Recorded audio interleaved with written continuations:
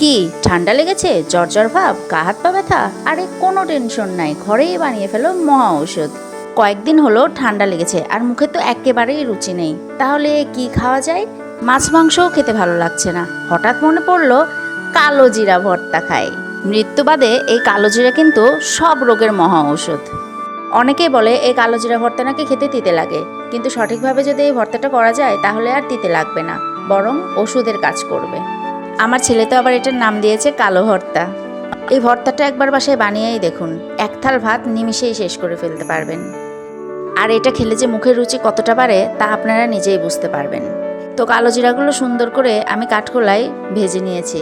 একটু সময় ধরে ভাজতে হবে, অল্প আছে, আস্তে আস্তে, তাতে করে এটা পুড়ে না যায়। পুড়ে গেলে কিন্তু সেটা আবার তিতাই লাগবে।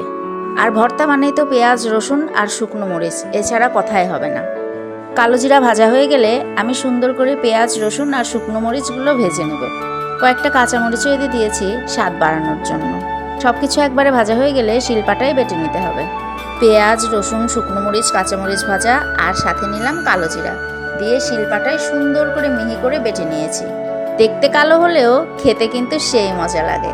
একদম সুন্দর করে মিহি করে শিলপাটায় এগুলো সব কিছু বেটে নেবেন। আর সব কিছু বাটা হয়ে গেলে তাতে সরিষার তেল আর লবণ পরিমাণ মতো দিয়ে দেবেন। ব্যাস হয়ে গেল আমার কালো জিরা ভর্তা রেডি। এটার কিন্তু একটা সুন্দর ঘ্রাণ বের হয়। বাটতে বাটতেই মনে হয় অর্ধেকটা খেয়েই ফেলি। প্রতিদিন যদি বাটাবাটি করাটা ঝামেলার মনে হয় তাহলে এই কালো জিরাগুলো ভেজে একটা কৌটায় সংরক্ষণ করে রাখতে পারবেন। আর যখন মন চাইবে তখনই এই ভর্তাটা বানিয়ে নিতে পারবেন। এখন কতটা লোভনীয় লাগছে এটা দেখতে, তেও কিন্তু সেই স্বাদ। এক থাল গরম ভাতের সাথে এই কালো জিরা ভর্তা, উফ, সেই টেস্টি ছিল গো। তোমরা যারা প্রতিদিন আমার ভিডিও দেখছো তারা কিন্তু আমার চ্যানেলটি অবশ্যই সাবস্ক্রাইব করে দেবে আর লাইক, কমেন্ট, শেয়ার করে পাশে থাকবে।